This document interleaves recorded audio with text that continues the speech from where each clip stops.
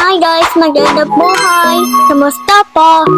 Eto na nga, ang pinakahihintay ni Zane, ang Jollibee fan ka. Mula nga nung sinabi ko sa kanya na nagpa-register kami para dito, lagi na niya akong tinatanong. Malaki ang naging improvement ni Zane dahil nga gusto niya, lagi na siyang nag-e-explore. At everyday, ang dami na nga niyang nire-request sa akin. Pati nga sa pagkain, nagre-request na nga din siya. Hindi na nga rin siya katulad ng dati na aloof sa ibang bata. At eto nga yung time na to, nagpa-practice sila ng cheering nila para sa grupo nila.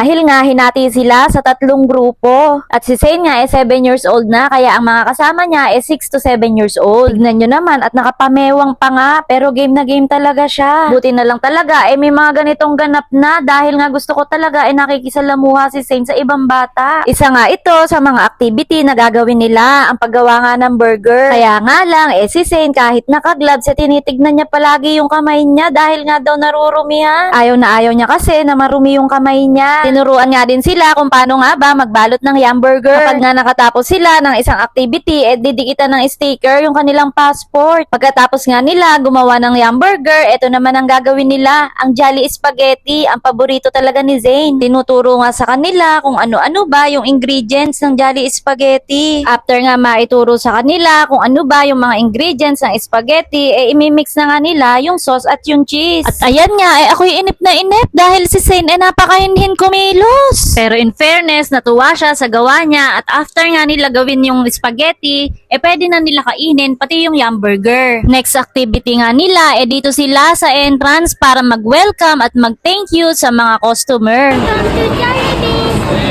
O, diba mga mima, for the welcome pa si Zane, nakala nyo hindi nagsasalita, ha? At pagkatapos nga nila sa entrance, magse-serve naman sila ngayon ng mga pagkain sa mga customer. Wala ko ba mga counter?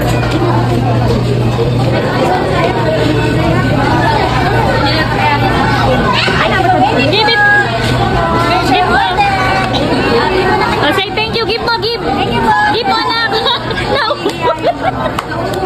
Naupo ba?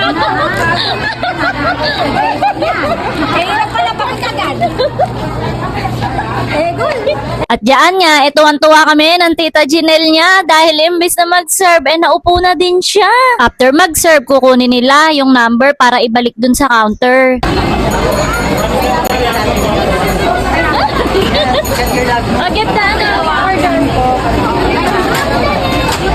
Nakakatuwa lang at nai-experience ni Zane yung mga ganito para ma-experience din nila na hindi ganun kadali ang pagtatrabaho, lalo na sa mga fast food. At wala naman talagang trabaho na madali, diba? Yung activity nga pala neto 4 to 6 PM lang at isang araw lang siya. Pero tignan nyo naman, diba, na-experience nila mag-welcome at mag-thank you sa mga customer, mag-serve ng pagkain, mag-take ng order. 600 plus ang binayaran namin dito, kasama na yung apron, yung hat, yung name tag, yung hamburger, yung spaghetti, at yung certificate nila. At ito na nga, ang isa sa pinakagusto ni Zane, ang paggawa nga ng ice cream. After nga niya gumawa ng ice cream, sa kanya na nga din yun at kasama yun sa binayaran namin. Kaya nga para sa akin, sulit na yung 600 plus pesos na binayad namin dito para ma-experience niya lahat. At ayan na nga si Zane, kinain na niya agad yung ice cream dahil nga ice cream lover talaga siya. Dito nga, nakumpleto na nila yung mga activity na dapat nilang gawin, kaya idinidikit na niya yung sticker. At ang nakakatuwa lang, nagkaroon nga si Zane ng mga new friends dito. Si Zane naman kasi,